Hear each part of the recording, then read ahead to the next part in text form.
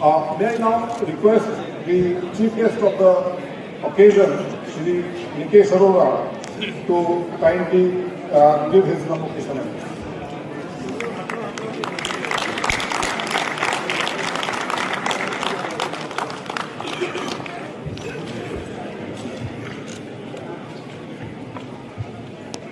Good morning, everyone.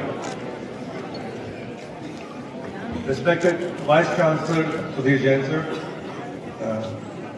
Rector Nikesh Shukla, Registrar Professor Arun Kumar Singh, esteemed faculty, parents, families, and the graduates of 2020, 21, 22. Thank you for having me as a convocation speaker.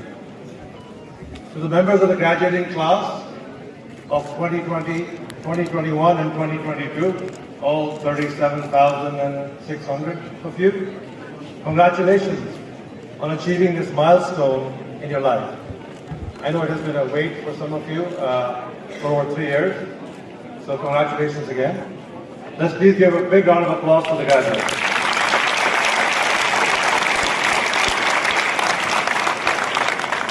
So when Professor Jain, or Dr. Jain called me and asked me would I travel 10,000 miles to come here for 25 minutes to be with you, it was a very quick decision. I said, yes sir, I will.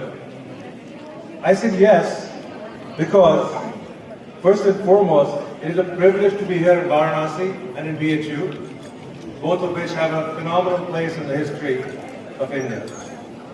Pandit Madan Mohan Malviya had a vision around education and how education could change the shape of our country in many decades. He established the first residential university in India in 1906 from an idea, and today, as a testament to his vision, BHU is ranked as one of the premier institutions in the world. On a more personal note, this visit is more of a homecoming for me. As many of you know, I went to Banaras Hindu University. The last 24 hours, I've had the privilege of interacting with all the deans and leaders of the faculty, of getting a tour of IIT BHU and of BHU and the upgraded facilities. It only took 24 hours to route me back into Banaras Hindu University. Such is the draw of this university in the book. This morning, I woke up and went for a very long 5-mile walk. I went to every place in the university I remembered by myself and my brother, and I took pictures. I went to my room in 142 Rajgiri Hostel.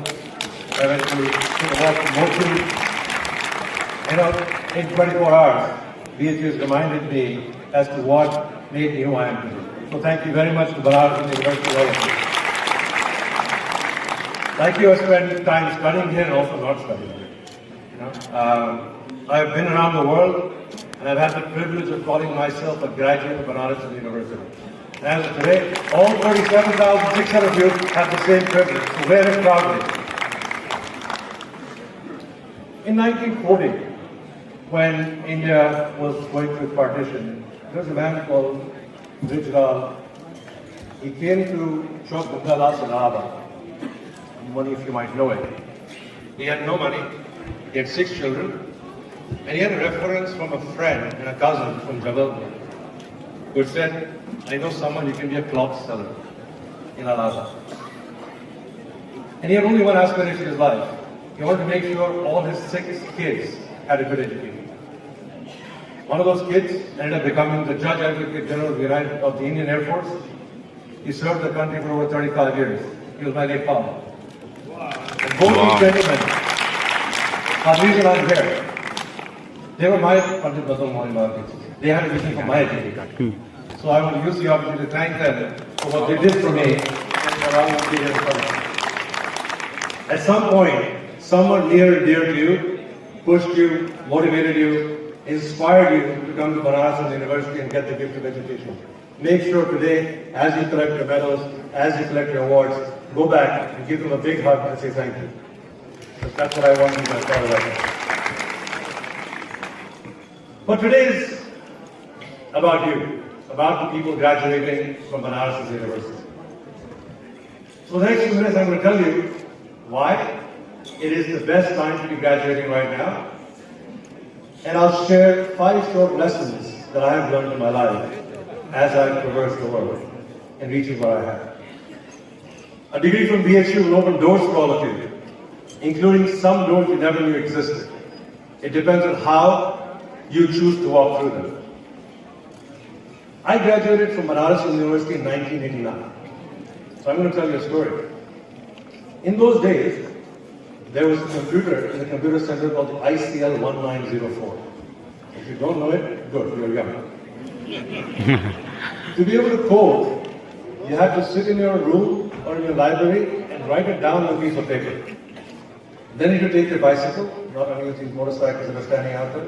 You took your bicycle and went to the department because there was a person who would type the thing into a punch card reader. Then you went a day later and collected your punch cards. Then you went to the computer center, deposited the punch card in the computer center. And then a few days later, you got a green printout and you ran there with joy to see if you actually had coded something right. And you generally have to know the answer because if you didn't know the answer, you never knew if you coded it right. That was 1989. In 1989, something else happened. The internet was invented. The World Wide Web. Before that, nobody could send email, nobody was connected to each other. That wasn't that long ago, it was 33 years ago. And today all of you are walking around with a smartphone, which is 5,000 times faster than an ICL 1904. Right? So what has happened in 30 years? This technology has changed everything around us. In 1999, Google was formed. I worked at Google. I remember going to people and showing them how you do a search on the internet. And people were amazed, oh my God, you think I can find this information on the internet? It's available. And then Facebook was created, Netflix was created, Spotify was created. And then something else happened. In 2007, you know what happened in 2007? The iPhone was invented. And that changed everything again. Now you didn't have to go to a computer in your browser and access things. You could pull out your iPhone and do whatever you wanted. Now you have Snapchat, TikTok, Instagram, Ola, Swiggy, Zomato, all these things were invented in the last 15 years. And 30 years ago when I graduated, we knew nothing about this and we never could imagine a future where there would be mobility, there would be the internet, there would be the ability to access all these things. Today, each day, 2.5 quintillion bytes are created every day. In the entire history of mankind till 2009, that amount of data was never created. Just think about it. So we got a revolution in life in the early days when engine was discovered, telephone was discovered, the internet was discovered. I'm going to tell you a secret. The next 30 years will be about data and AI. Your mobile phone is going to become my punch card in 30 years. If you have time, I spent the last weekend playing with a tool on the internet called GPT-3. In fact, this morning I was talking to my 7-year-old, and my wife told me he wrote a rap song. This 7-year-old wrote a rap song, just not a bit about cultural identity. He is very Indian. He likes to play cricket and watch Virat Kohli, so he's fun. But since I was waiting for Vice Chancellor Satish Jain to leave his house so I could follow him here, I typed into GPT-3, write me a rap song. He wrote me a rap song. So you should go out and try it. I think that AI exhibition is like the invention of the iPhone. The question is 30 years from now, what is your phone going to be? Is it going to be a microchip? Is it going to be something that you insert somewhere in your body? Are the 3 million apps on the iPhone going to be your own personal AI avatar? A Sanskrit scholar avatar? An astrologer avatar? Perhaps your own doctor who just talks to you with your AI? Your own doctor who knows everything about you, every piece of data? Your own Facebook avatar who's going to tell you, I don't like this person, I like this person very much. You see that's possible in 30 years? I don't know what's going to happen. But I will tell you one thing. You guys are going to make it happen. You are the people who we were 30 years ago. And hopefully, 30 years from now, one of you standing up here telling the story of how AI and all these applications change the world. Not just that, I think you're very lucky because I had an interaction with some students in IIT BHU yesterday afternoon, and one of them walked up to me and said, "Sir, should I build my career in India or should I go westward?" I said, the time for India is now. What we have done in this country, what Shri Nilakani has done with UPI, has changed the payment system in the world and has leapfrogged where India is vis-a-vis the rest of the world. Not only that, he's working on a new project called ONDC, which is going to change the face of commerce. It is going to show how tens of millions of Indian small businesses can conduct e-commerce and start using their transaction history to be able to borrow money. What that is going to do to the trajectory of Indian small business and the GDP per capita as a country is going to be phenomenal. So I'm telling you, you're at the right time in technology, you're at the right time for the development of India. So you have a phenomenal future. Now it all depends on what you guys do with all these degrees you've collected. But let me change gears. Let me talk about some lessons that I've learned in life. Because people come to me and ask me, how do I get to where you are? What do I do next? Unfortunately, I can't tell you what to do. Perhaps I can tell you how to do it. So the first one, I'm going to tell you a story on perseverance. And it's, I toyed with the idea of doing a soul speech in Hindi, but I can't do it as well as I'm going to do it in English. But I spent time trying to understand what perseverance means in Hindi. It means dridhta, to persevere. In 1985, when I came here, and I did my degree, I finished in 1989. In 85, I had a choice. I could be an engineer or be a doctor. For some of us who are slightly older will remember, if you were smart, you had two choices. You couldn't become a Sanskrit scholar, you could become a Sanskrit scholar, but you had a choice of becoming an engineer and a doctor. So my life was decided by exclusion. I didn't want to be a doctor, so I became an engineer. I didn't want to be a ceramic engineer in New Delhi, so I became an electrical engineer in Banaras. I didn't want to stay an engineer, I wanted to go to business school. I couldn't pass the CAT exam, so I went to Varanasi University in Boston. But when I went there, I had to live with 5 other fellow students, and we had shared one bathroom, and I worked 80 hours a week. Because I grounded out. I needed to prove to myself. I had borrowed my father's provident fund to be able to go study in the United States. I had no choice. There was no turning back. So I grounded out. It was the biggest recession in the United States in 1992 when I graduated. I applied for 450 jobs. I got rejected 449 times. I got one job. My other option was to go to Boston College and do a PhD. So I persevered. People keep asking me, how do you do this? So you have to persevere. You will face life. You will run into roadblocks.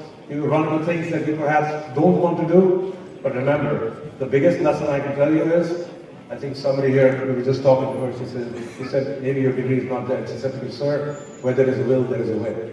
So follow her. She's right. Where there is a will, there is a way. My second lesson I'm going to tell you is about curiosity, jigyasa. I know all of you are celebrating your milestone of getting a degree here. And you know what? This is not the end of your learning, this is the beginning of your learning. I remember when my father was visiting my older daughter who was 12 then, he said to her, she tried to teach him how to do a video call in 2010. He said to her, Beta, humse nahi hoga. That's okay. I'm 60 years old, I don't want to learn how to do this. And she, children can do this, she said, if you don't learn how to do it, I'm not going to talk to you. So I helped my father learn how to do a video call. Just earlier in the day, I decided I was not going to download some apps on my phone because I was tired of downloading apps. And from that day on, I promised myself that I would never say no to learning. And I've continued to try and learn from that day on. I've tried to understand crypto. I've tried to understand the world of application development. As I told you, I was playing with AI and GPT-3 this past weekend and trying to understand it well enough so I know what is it going to do to the world. Similarly, 5 years ago I took a job where I knew nothing about cybersecurity. This morning, Professor Sanjeev Kumar asked me, his son who's in 12th grade, asked him, Dad, electrical engineer cybersecurity mein kaise pahunche? I knew nothing about cybersecurity 5 years ago. I've spent the last 5 years learning about cybersecurity. Me and 5,000 people at Palo Alto Networks. Today we are 14,000 and we run the largest cybersecurity company in the world. Today, I get invited by governments to advise how to secure their countries. I get invited by companies to ask for advice, how do they secure themselves. And 5 years ago, I knew nothing about cybersecurity. So my only lesson to you is, remember, continue to be curious. Do not stop learning. Always be learning. The third lesson I'm going to tell you about is about risk. Joking. When we're small, छोटे, everybody's parents say, "Beta, इसको मत छुओ, don't touch this. Beta, ऐसे मत करो. Beta, सड़क पार करो तो बाएं देखना और दाएं देखना." You know what that is? That is risk management. Our parents are reducing our risk in life because if you take risk, you're likely to hurt yourself. You get older, beta, settle. Abhi bhi hota hai na? Settle. Get settled. Don't take too much risk. And then as we grow up, says, "Acha, ghar khari. Kahan settle ho? Acha, ab bacche karna." So the whole process of life is about reducing our risk. Now what happens is, when you reduce risk, there's a flip side. For those of you who have just gotten gold medals in economics, lower risk means lower return. Right? Now do you want lower return? You don't want lower return. So my only recommendation is, when you go out there, make sure you are willing to take enough risk. Look around you. Do you think Larry Page and Sergey Brin, did they take risk before they formed Google? Did Mark Zuckerberg take risk before he founded Facebook? Did the founders of Ola, Oyo, Swiggy, BHU, Zomato in India, did they take risk or not? Were they not just students who came out of universities like yourself? They decided to take a big, bold bet. They decided to change the world. Elon Musk, who's inventing the autonomous car, who sends rockets to space and wants to go to Mars and set up civilization there. That is a big, bold idea. And things will not happen unless you're willing to be bold and willing to risk it all. So my only recommendation is, do not treat your education as a crutch. Remember, your job is to continue to take risks. My fourth lesson for you is bring people along. You know, when we go to school, when we go to college, we're taught how to win. You're supposed to come first in your class. You're supposed to beat everybody else. You're supposed to excel. And we get this very competitive spirit in ourselves. But as you grow older, you realize to have maximum impact, you need to bring everybody along with you. I have 14,000 people at Palo Alto Networks, which I know in the context of India is very few people. That's less than the number of people graduating here. But the only way that they come along with me is because I know what each one of them can do, how they can contribute, and how they're great at what they do. And as you grow up, don't forget to bring the people next to you along with you, because you can't start later in life. So it's very important. It's not a lesson we get taught early in life. So all I can tell you is from my experience, make sure that as you traverse through life, bring people along. Logo ko apne saath laye. And last lesson which I'm going to leave you with is the lesson of integrity. Satyanishtha. I told you my father was in the Indian Air Force. When I was 8 years old, he was a judge in the Air Force. There are some people who were going to get an adverse ruling the next morning, so they decided to come to our house and said to my father. And I saw him. I saw him go to work the next day, wear his uniform. He did not bend. He did not succumb to that pressure. He did not get intimidated. He did not blame anyone. He did not say that my job put me in this situation. He just stood there and with the highest of integrity, he did what he was supposed to do. I learned that at age of 8. I'll never forget it. And I'll tell you, people ask me many times in life, Nikesh, what keeps you up? In the context of life, in the context of business. I said, you know what? Nothing keeps me up. I go to work, I work really hard, I come home, I take care of my family, I live a life of integrity, and the rest is destiny. That is the Indian way. My only recommendation is to live your life with integrity. So in conclusion, graduates and guests, all I can offer is persevere relentlessly, never stop learning, get comfortable taking risks, bring people along and live a life of integrity. The time is right for your generation to change the world. The time is right and the opportunity is yours in India. You're now graduates of Banaras Hindu University. In a sense, you already won. Now you have an opportunity to make an impact. And if you do, I have no doubt, as I said, in 30 years, one of you is going to be standing up here and telling the rest of the generations what to do. Thank you very much. Jai Hind.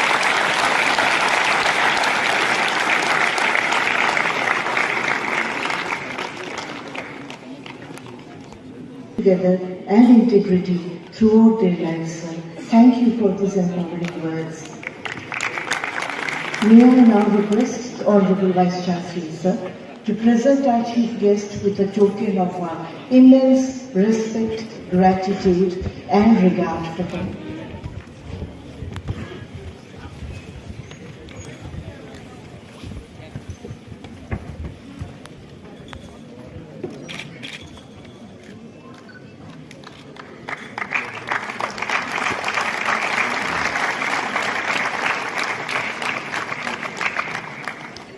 This token has a representation of our founder Mamaji, a representation of the Bharat Ratna Award conferred on him, and the main gate of Banaras Hindu University, the portal of all knowledge.